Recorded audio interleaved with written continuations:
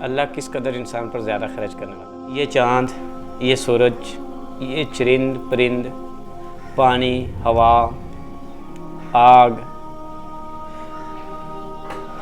ہر نعمت اتنی قیمتی ہے کہ قیمت کے دائرے سے باہر ہے.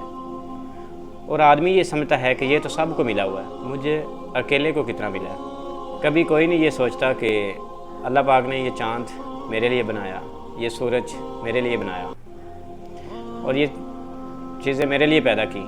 ہمیشہ ہر آدمی یہ سمجھتا ہے کہ یہ چیز سب کے لیے ہے، اس کو چھوڑ دو.